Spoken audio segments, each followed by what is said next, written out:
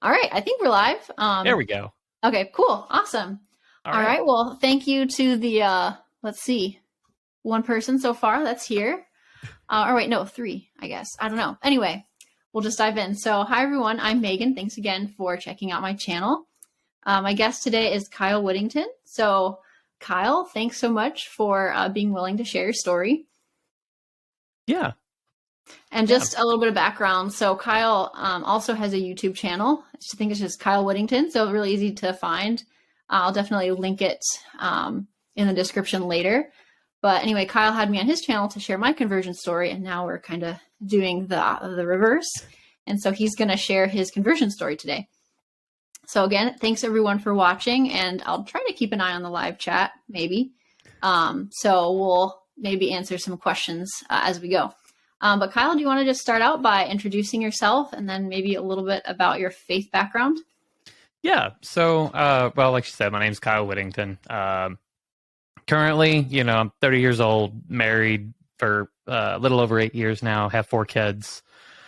Just kind of like a tech professional by day, mediocre apologist by night. And a little bit of faith background. I grew up in southeastern Oklahoma, which is just kind of like the heart of the Bible Belt. Mostly grew up going to church with my grandmother, who was a Pentecostal woman till the day she died. And she, that's kind of like where that love for God was really instilled in us. At that point, we knew that all of us kids knew that like God held a very special place in our lives. But, whenever I was about 12 years old, she got sick and, she got sick before I turned 12 and then she died whenever I was 12. So we just kind of stopped going there. Officially, I think on paper, we were Methodists, which is rather insulting to Methodists, honestly. Yeah. So I don't really it's just like, oh, former Methodist. It's like, you don't have to blame them for me. But, and then on top of that, one of my best friends, he's still one of my best friends to this day, was the son of a Church of Christ minister who also passed away around that same time. His father had passed away. But, and now he went to like Freed-Hardeman University and he's at least has the capacity to be a pastor. I don't know if he's in active ministry right now, but like I kind of went to the Church of Christ a little bit. I participated in what was called the Bible Bowl, which was just like a Bible quiz bowl kind of thing. Like trivia, basically? Yeah, kind of. Yeah. And it was so funny because I remember we had, like the Army has their PT shirts that says like Army on the cross. Well, across the chest, ours said the Lord's Army. And then on the back, it was a quote from Exodus that said, the Lord will fight for you. You need only to be still. Well, that actually ended up being one of the questions on the thing. So, I mean, all of us, we all got it because we were all wearing it. And it was funny because at one point we were there for lunch or whatever. And one kid looked at our shirt and he goes, oh man, I put you need only to be strong. Oh, dang it. Oh man. So yeah. But anyway, so that's kind of, church things, going to vacation Bible school in the summer. All of this was like a pretty common standard run of the mill thing, just culturally speaking. I can't say that I met any Catholics until I was in the 8th grade. That was 4. Yeah.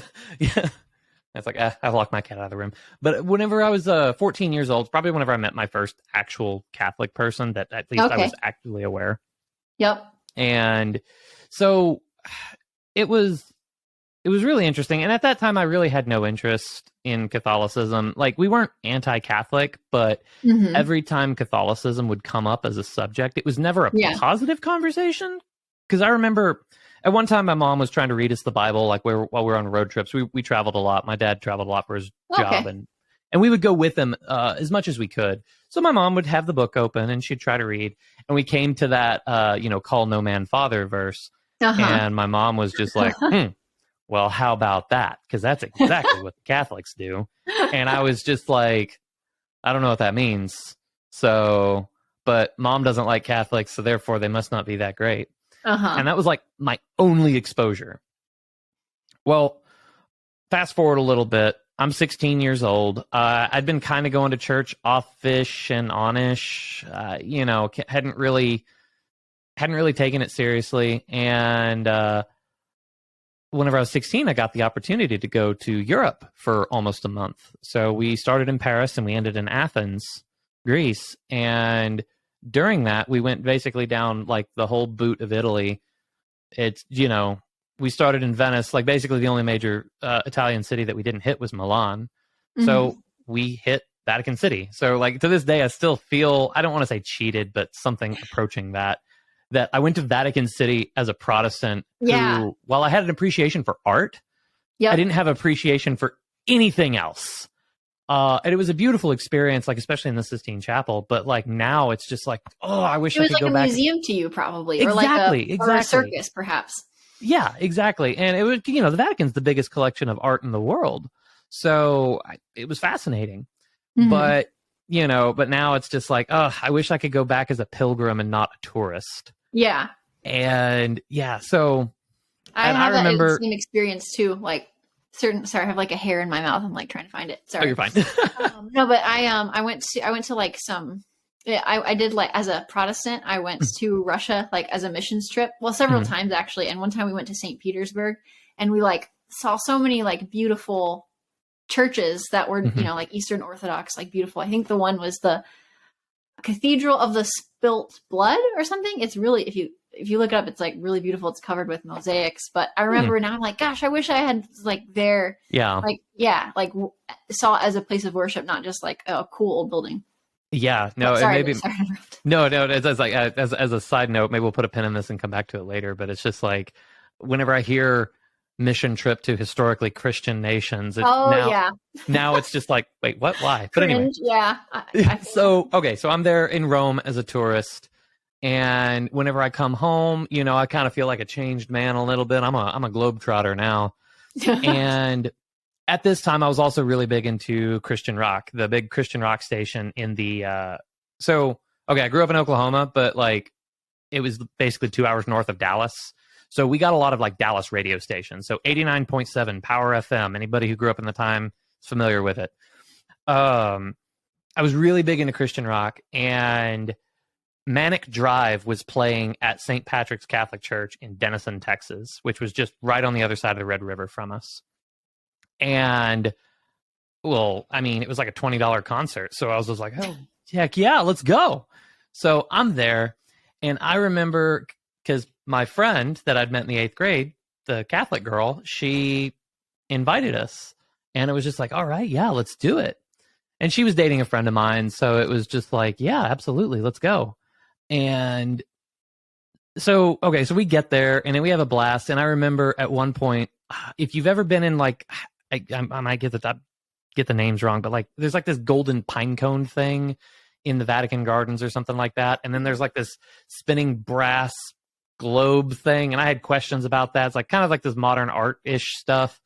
I had questions about it, and like literally nobody knows about it. Like if you're Catholic, it's like the only reason that you would know that is if you've been to the Vatican. It's not like a Catholic thing. It's just art. So I was asking people about that. I was like, hey, what was up with this? I saw it in the Vatican, and they like literally nobody had any answers. And I remember there was one of the youth leaders there, Joanna Gallegos, who is wonderful. Like we're still friends on Facebook to this day. She was like, oh, I don't know. You could maybe go ask Father John about that. He might know. He's been to Rome a few times. But yeah, she invited me. He's like, why don't you come out and see us sometime after the concert? And I was just kind of thinking to myself like, oh yeah, absolutely. I'll totally do that.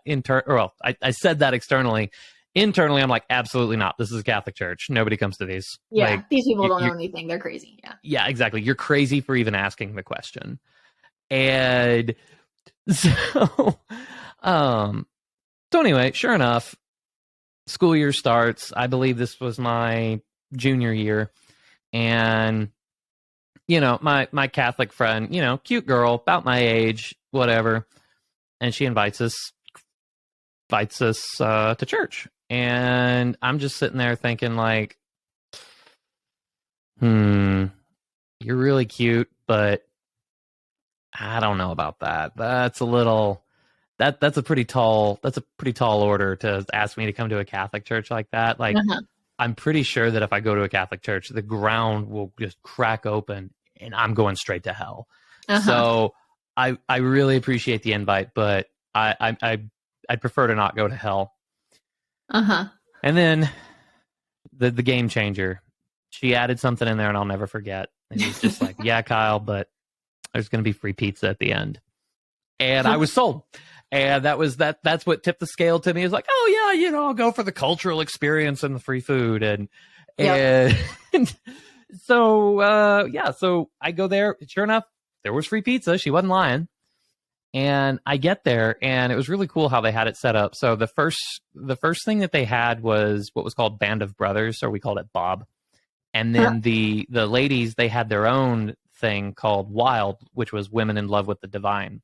So we split off boys and girls, and we had our like guys talk, and then we'd go to mass, and then we'd meet up for like the joint venture after that. And that was really good. But this was my very first time at a mass, and like I just remember being captivated from start to finish, and I was just like,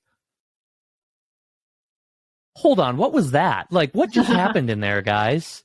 And Father John, who was there at the time, he's since moved to a new parish, but he's such a brilliant homilist, especially whenever it comes to talking to teenagers, which like he touched on some subjects that like us teenagers like really needed to hear at the time.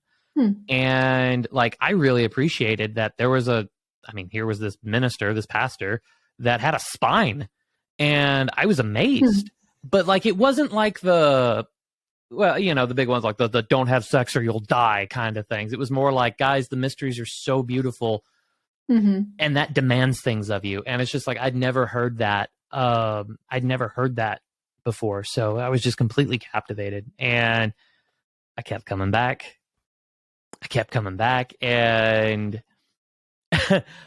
it's amazing how, you hear conversion stories, much like your own, Scott Hahn and stuff like that, where there's lots of research being done, and, there's these gargantuan struggles that they're having to fight with. And ultimately, they come into the church and it's a huge relief, whatever. For me, it wasn't like that because I didn't really have any big things. Like my big thing, the only preconceived notion that I was coming into was with the call no man father thing. And that takes like 30 seconds to refute. And I was just like, oh, okay. But it was really the pattern of the apologetics that I was noticing. Like every objection that I had, there was an answer. And because I was a teenager and not very smart, the answers were rather simple. And I was just like, okay, all right. Yeah, this makes sense. But I was like, but I have to hold fast. I have to keep to my Protestant nature because the Catholics are wrong. And I was watching, because once again, teenager, so I had a terrible sense of humor and whatever. I was watching Comedy Central because my parents weren't home, and Comedy Central is totally the funniest thing ever. I can't even remember the name of the comedian, but he made a priest joke, like priests were pedophiles, and I turned off the TV because I was offended. And I was walking away, and as I was walking away to like go do something else, I don't know, nothing productive, I'm sure. It just kind of struck me as like, oh no, I've already converted. Like that, I'm cooked. There's no going back. Like I was offended by this joke. There's no going back from here. And it's like, okay. I remember after that, like, so I developed a really good friendship with, well, I'll just go ahead and, I don't know if she'd appreciate me using her name, whatever. She's got a rather unique name. So if I call her out, like, it'd be pretty easy to find her. Her older brother, though, on the other hand, is rather generic. The girl that first invited me, I developed a pretty close friendship with her older brother, Tyler, who ultimately became my RCIA sponsor. So I remember we were hanging out with him. He was driving, and I was like, so Tyler, what does it take to become Catholic? Like, he's like, well, you'd have to start going to mass on Sunday mornings. And I'm just like, okay, I'm out. Like that's too much. I can't do that. When had you been going at that point? Like to the Life Teen Mass, which was like 5:30, 5 o'clock at night. Oh, okay. So like, yeah, I could sleep in Sundays and just go, in the evenings and whatever. So, but they were like, yeah, no, you need to go to the, because I think RCIA was at like 9 a.m. or something like that on Okay. Sundays. So it was just like, I'd have to start going on Sunday mornings. And I was like, nah.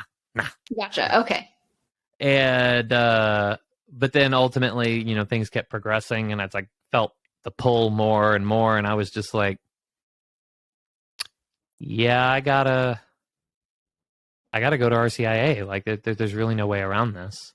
And so ultimately, I get started, and I'm by far the youngest guy there. Like, I think the next youngest person there was like 65. Sure. And I started whenever I was 17. Oh, and I forgot to add this. So I had to tell my parents that I was becoming Catholic. And we were just watching TV, and, mom had the DVR. Somebody called, so she pauses the TV, answers the phone. And after she hangs up the phone, before she can resume the show, I was like, it's now or never. Let's do it. I was like, hey, Mom, I think I need to be Catholic. And you would have thought I was coming out of the closet. She was just like, okay. Okay. All right, we'll get through this. And it's just like, and she's like, well, at least you're not becoming a Mormon. Because like my grandfather's little sister married into the Hatch family. Like, Orrin Hatch is one of his nephews. And so like I've got like a section of the family that has the last name of, or at least the maiden name of, Hatch. And they so they're all Mormon, and my mom remembered like the sorrow and the grief that happened whenever, weddings in a Mormon temple, non-Mormons are not allowed to attend. Oh, so really? My mom was just like, whatever, you're going to be Catholic, I can go to your wedding, we're good. Huh. And then it was also like, well, at least you're not going to be a Muslim either. So I was just like, yep, not going that far. So yeah, so so anyway, I go to RCIA. Oh, and she added two stipulations. I had to wait till I was 18, and I had to study up on it. And I was like, this was Lent of 2009, so I was 7. Yeah, so like it was too late to start RCIA. I had to wait till the fall, and I had to go to RCIA, so I was gonna have to study up on it. And the next Easter Vigil, I was gonna be 18. So I was just like, well, I accept your terms because I actually don't have a choice, even if you hadn't put them there, but to do that.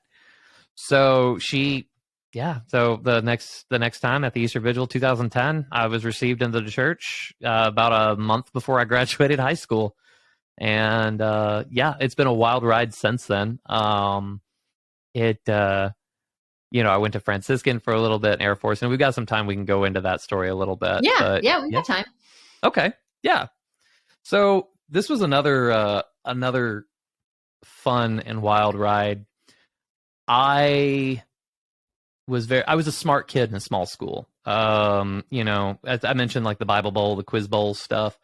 I was also captain of the academic team in my high school, which Quiz Bowl trivia stuff. This is where I mentioned earlier about having that appreciation for art. That's really where this came from, is because I studied up so many of these paintings and artists, and I'd studied them a little bit, so that way I knew everything about all these things. So whenever I was in the Louvre at the Vatican, whenever we walked into, I can't remember the name of the room, but the room where like the School of Athens is painting, I walked in there and I was just floored, just like, yeah.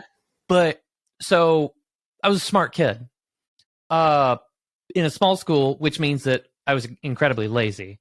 Nothing was really a challenge, so my grades really weren't that great. And I remember thinking to myself, well, honestly, my only real shot at a career is if I just join straight into the Air Force out of high school. It's really probably going to be my best bet. And I had interacted with a recruiter. I had all the paperwork filled out, and I was going to go turn the paperwork into the recruiter. And like my car broke down, and I was just like, oh, dang, I can't drive over to the recruiter's office. Dang it. Okay, well, that's okay. What I'll do is I'm going to go work at this summer camp, because I was in the Boy Scouts at the time. And I'm going to go work at Boy Scout summer camp. And then I'm going to go to Steubenville South, which was in Alexandria, Louisiana. And I'm going to, and then as soon as I get back from Steubenville, the Steubenville South Conference. I'm going to turn the paperwork in and we're going to get this ball rolling, get me in the Air Force. Mm-hmm. And the recruiter was just kind of like, come on, dude, give me the paperwork, because I think he knew what was happening. Yeah. And so, sure enough, I go to the Steubenville South Conference, and while I was there, they play this video for Franciscan University. And we had a couple of guys there that were with the group that we were with, because at this point, Father John had already moved to his new parish. And so I had to go with them. And the leader at that time, he might still be there, I'm not sure. No, he's not there. Joey Scansella, who's a great guy. He knew some people from Franciscan, and he invited them there. There was a guy named David Plummer who was there with us. And it was funny because after I'd applied at Franciscan sent me some advertisement, and David Plummer was in that like brochure. Nice. And I was just like, this is the only university that sent me any sort of like ad where like there's a literal familiar face in there. Yeah. And so I was like, yeah, no, this is definitely the right choice. But while I was there, watching this video, I got this just like this strong desire, like I need to be at Franciscan. It's like, I think I'm being called to go to Franciscan. And that terrified me because Franciscan's not a cheap school. And I hadn't even applied. This was already June after, okay. This was like late June, maybe early July after I'd graduated high school, and I hadn't applied. And it was just like, I messed up. I should have, I don't know what to do. And like, I remember walking around in like one of the gift shop things that they had there. And Joanna, the woman who initially had invited me to come to St. Pat's in the very beginning, she was there, and she could see that I was visibly distressed. And she looked at me and she's like, "What's wrong, mijo?" And I was just like, "I just received the call to go to Franciscan." And she was like, "Congratulations, that's amazing." And I just looked at her like, "What are you insane? That's not a congratulations moment. Like, I don't have the money to do this. I can't do any of this." And she was just like, "Well, Kyle, God has enough money if that's where he's calling you to go. Like if that's where you're being called to go, I don't think you're really in a position to say no." And I mean, that really resonated with me. And I was like, yeah, I think you're right. So thankfully I had Joey Scansella there, and I hit him up, and I talked to him, and he knew somebody, and they got me fast tracked to being accepted, which I wasn't ready in time. Like I missed out on the fall semester, but I did get to go in the spring. Oh, okay. Had no idea how I was going to pay for it. And ultimately I didn't last very long. I only went for 2 semesters before I like completely ran out of money, and I had to leave. However, I didn't leave before meeting my wife. So okay. yeah. So it's just like, and I met my wife. You know, some people say like I did a speed run of the Franciscan experience because I was there for only 2 semesters, and you know, it's just like I racked up enough debt. I found my wife. You know, like I left with a job, and you know, like all these things. It was a speed run, and but yeah. So no, I met my wife. Just kind of your standard thing. She thought my friend was being castrated, and you know, one thing led to another, and we get married.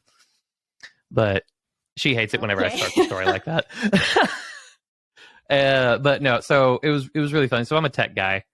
And even back then, like that interim period between me going to Franciscan, whatever, I was doing tech support at a call center. So I kind of knew my way around a computer. A friend of mine, he had some computer troubles, and he asked me to help with it. And it was, it was a stuck pixel. Like there's nothing I can do about that, dude. Like, and I was like, well, dude, if it really bothers you, you can try calling the manufacturer, see if it's still under warranty, and you can do that, but like try turning it off and on again. Past that, it's a laptop, dude. Like there's not really anything you can do. Yeah. And so he's like, okay, all right, thanks, man. And so the next day, I sit across from Julia, my now wife, and you know, we do the same song and dance. Oh, hi, where are you from? What's your major? Blah blah blah, whatever. But after that, you know, I can't even remember the rest of the conversation. But my buddy walks up and just triumphantly announces, "I'm getting it fixed for free." So I high five him, and because I know exactly what he's talking about. But Julia is over there we're talking, and then I look over at Julia, and she's kind of chuckling to herself, and I just go, give her this look like, what?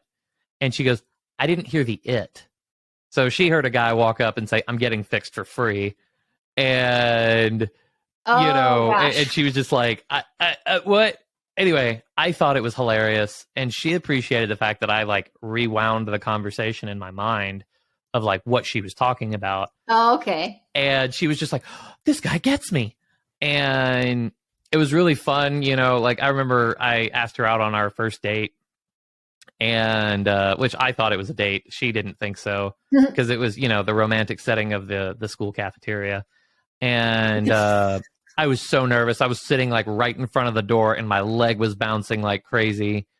And just waiting to meet up with her. And it was like at this, I find out that she was planning on becoming a nun.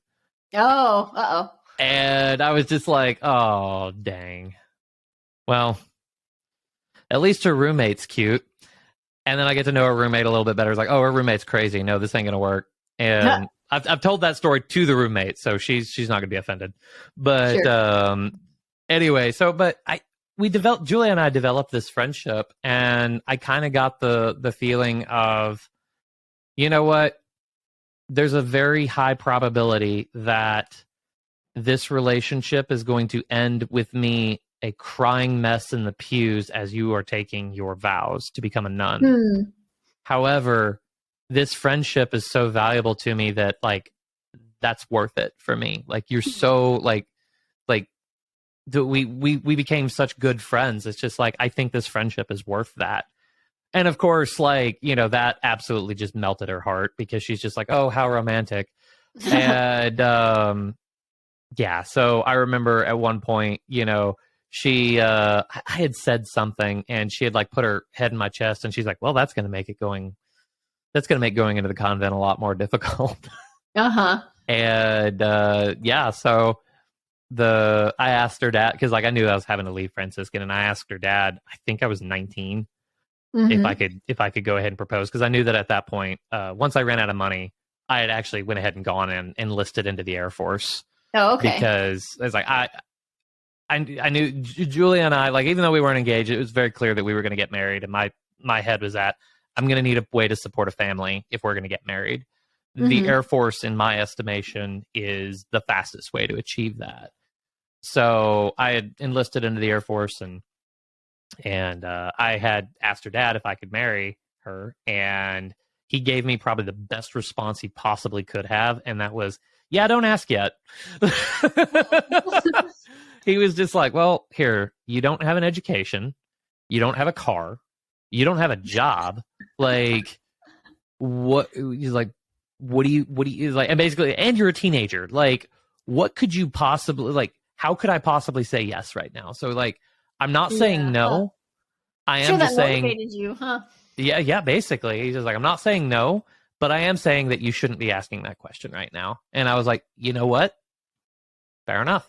So yeah, I went to the Air Force. I was the technical term, I suppose, as an aircraft armament systems technician. So I was a weapons guy, which means that I was putting bombs and missiles on F-16s. So I went to basic training, went to tech school, and then that following Christmas, I had the ring, proposed, and then our engagement, because we were waiting for her to finish up with her school. So like summer of 2014, we were married, and yeah, so a little over 8 years ago now, and it's been a wonderful ride. So that's cool. That's awesome. Yeah. And was she like cradle Catholic? No, she's actually a convert too. Okay. She so her dad was a cradle Catholic who fell away in the 70s, which was, super standard story, sure. Honestly. This is actually an incredibly romantic story too. So her mom is a physician, but she was raised in the Salvation Army.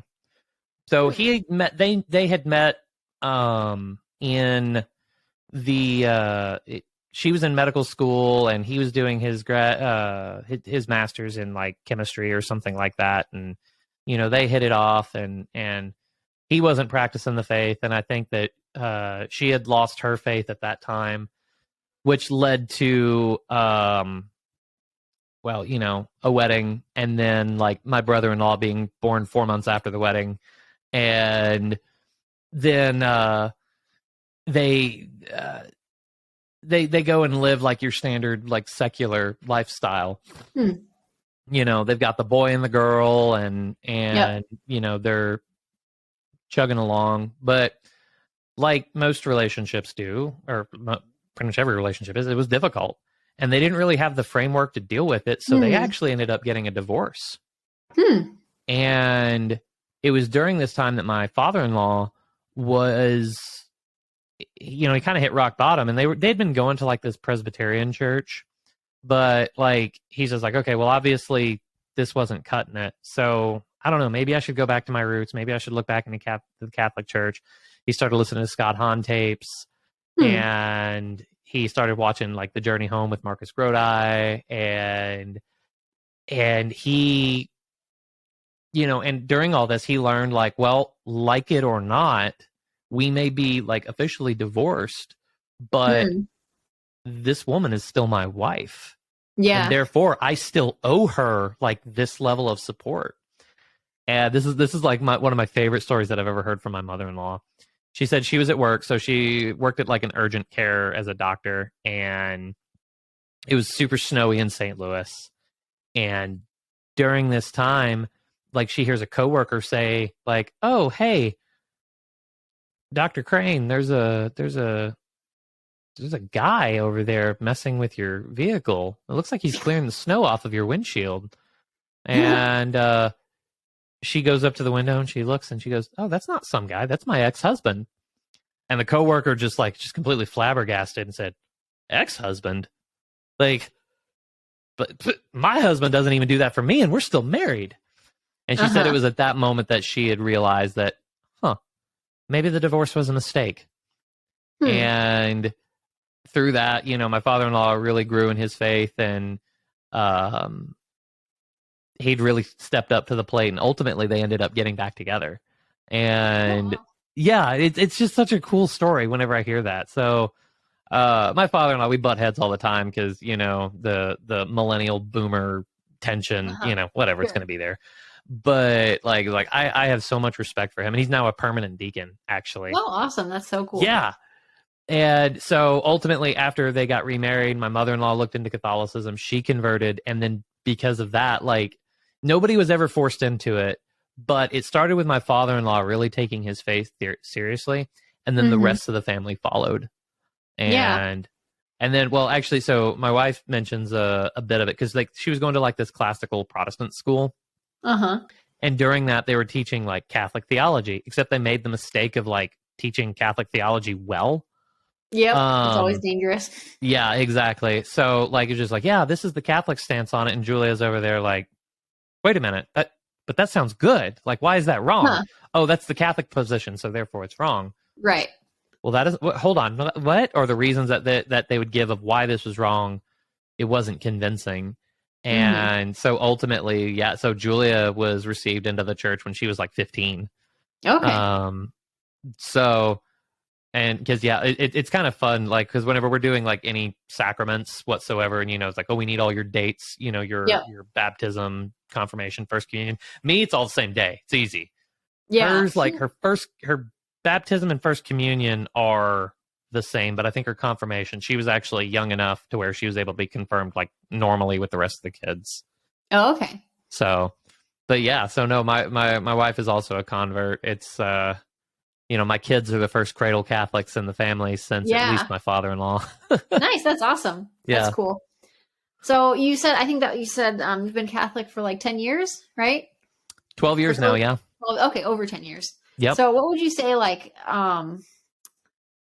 some like you've kind of like shared all this, like answered this already, but what would you say some of the graces are that you've experienced as a Catholic?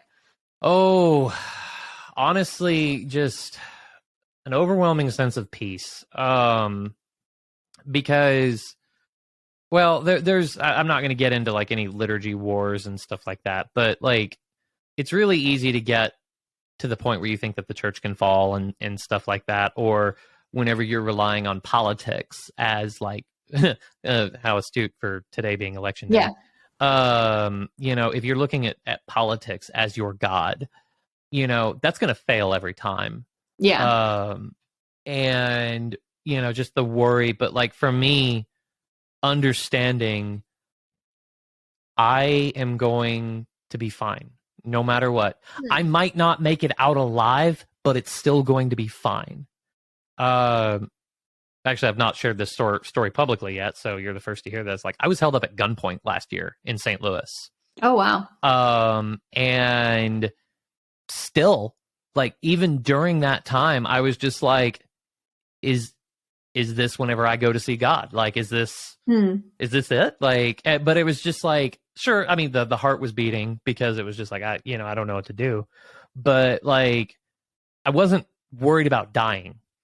And the other huge thing was that, in my opinion, like suffering, or at least in my estimation, because, you'll have other people disagree with me. Not many Catholics will disagree with me, but outside the church, is that suffering makes sense. Whenever you look at suffering as like a means to sanctification, it's not terribly problematic to the philosophy or to your own life. It's not one of those, how could a good God allow this to happen? It's more, the good God is allowing this to happen for my sake or for this person's sake. One of the, whether the $2 billion lottery was just won. And I have a real bad habit of like, ooh, what if I won that? Which is impossible because I don't play the lottery. But like, ooh, what would we do with all the money? And he's like, oh, we'd donate it to here, here, here, and here, and here. And because like the church that we go to needs a lot of repairs. And I was like, oh, we just write a blank check to them and just, I was like, you can do whatever you want, fix it all. But I got to thinking that like, the work that happens here, the struggle that happens here is pleasing to God. The work that's being done is sanctifying. So if somebody were to come in and just write a blank check and say $100 million, boom, doesn't even hurt. Yes, the church is going to be beautiful. Yes, the church is going to be immaculate, but like how many souls would be saved there? How many people would grow in holiness because of the work that was done? And so the answer is probably none. Yeah. So money can be really not good. Yeah. I've been thinking about that a little bit lately. My husband and I were actually working on getting like a life insurance policy, and he's like very practical, and he's like, we should get like the least amount of money possible. I'm like, but we should have this, because like if you like died, then I need to buy a house. I need to like, he's like, well, like I wouldn't need like $1 million. I really would not need $1 million. Like if my husband died, like it'd probably be like a great, was like a great snare, like to have, right. So much money. Like or hey, why am I not using the money I have now to be more generous? Because surely I could spare a few dollars more than, So that's good. No, it's super easy to be generous with money that you don't have. That's a good way to put it. Yeah. So that's been but yeah, like my time being Catholic and having just a clear goal, having the meaning of life actually have an answer, and a simple one too. Because I don't know if you remember watching like the Grim Adventures of Billy and Mandy, like when we were younger. They at one point they were just like, oh, what's the meaning of life? And this computer was just the smartest computer in the world, and presenting it as if it's like this big grand question, and responding with, life has no meaning, machines are superior, and like it was played off for comedic effect. But like coming to the realization whenever I was watching this as like this heathen child, basically, of like, I actually don't have an answer for that. What is the meaning of life? And now like you get the Baltimore Catechism, it's like question like 3 or 4, like what's the meaning of life? It's like to know, to love, and to serve God. And like, boom. It was just like, wow, that was incredibly obvious, but I don't know if I would have ever put it in those words. So, but yeah, no, like I really do. And maybe this is like my military mind because, in the military, everybody's got their, rank, and you always know your place, which is kind of, I've heard some people describe humility in that way. It's like humility is not necessarily, thinking less of yourself or, putting yourself, it's just knowing your place. And as a Catholic, I find that's a lot easier to do, is just like, I know my place. Yeah. I'm not the Pope. I'm not the final authority. Yeah. I have superiors above me that even if I disagree, it's just like, well, I disagree, but I'm also not in charge. So, all right, boss. So, yeah. Awesome. All right. So last question. What would you say if someone asked you, like, why should I be Catholic, or why, why be Catholic? Well, I would probably word it a little bit more pastorally than this, but it's like, because it's true. That's it's because it's true. And I think that living in truth is your best shot at happiness. And I want you to be happy. I want you to be in heaven. And I want your ultimate good. Catholicism is true to the exclusion of all others. Some others might have bits and pieces of it. Right. Even the Muslims have a few things right. And I think the smartest Muslims would say the same of us. But like, ultimately, there's going to be an objective truth. And Jesus Christ founded one church. He did raise from the dead. And that church is the Catholic Church. And, it's almost, well, it's not almost, it's a matter of justice, really, that you belong in the Catholic Church. Now, to an actual person, I'd probably like word that a little bit more gently, rather than using such like strong legalistic terms. But that's probably my answer in a nutshell. Yeah, that's great. I would agree. Cool. Well, I guess final question. I guess can you share a little bit about your YouTube channel as well? Yeah. So channel name is just Kyle Whittington. Right now, I'm trying to figure out what direction I really want to take it. I love hearing conversion stories. So, Megan's already been on my channel before. One thing that I've started to get into is I've talked to Dom Dalmaso of the Logos Project, dealing with more like traditionalist issues. So I do go to a traditional Latin Mass church.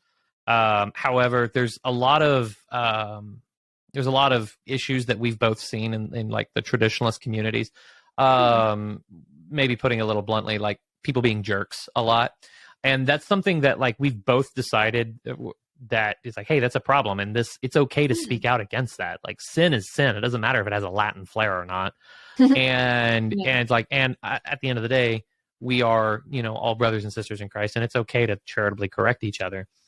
And so like, I've been working on some stuff like that. And then just general apologetics. But I'm open to hearing discussions. I'm always open to have conversations with Protestants. Maybe not some that are like outrageously smarter than me, like Dr. Gavin Ortland. Probably wouldn't talk to him because I don't know, if he's in the room, I'm just going to shut up and listen. But yeah, no, it's like, I'm always happy to do that. I've actually got a conversation coming up, tentatively scheduled for February 1st with a Protestant gentleman. And we're just going to talk about the differences of like the means of salvation, but just good general discussion. And because at the end of the day, like most of us, it's safe to say that we're all heading toward the same end. And that's, we're trying to serve Jesus Christ as best as we possibly can. And sometimes it's maybe a little bit of blind leading the blind, but I think we can all benefit from every one of us helping each other find where that truth is. And I'd like to help along with that. Awesome. Yeah. I agree with that. It's cool to like just have good conversations with other Catholics. It's hard. That's hard to come by sometimes. So yeah, it's good. It's always, I never mind like having an excuse to have a good Catholic conversation. Oh yeah. Cool. Well, on that note, this has been really fun to hear your story, and I really appreciate you being willing to share it with everyone. So yeah, I think we'll just kind of go ahead and end the stream, and yeah, I guess we'll keep working together. All right, sounds good. Thanks, Megan. Thanks. All right. Boop-a-doop. Cool. Awesome. Okay.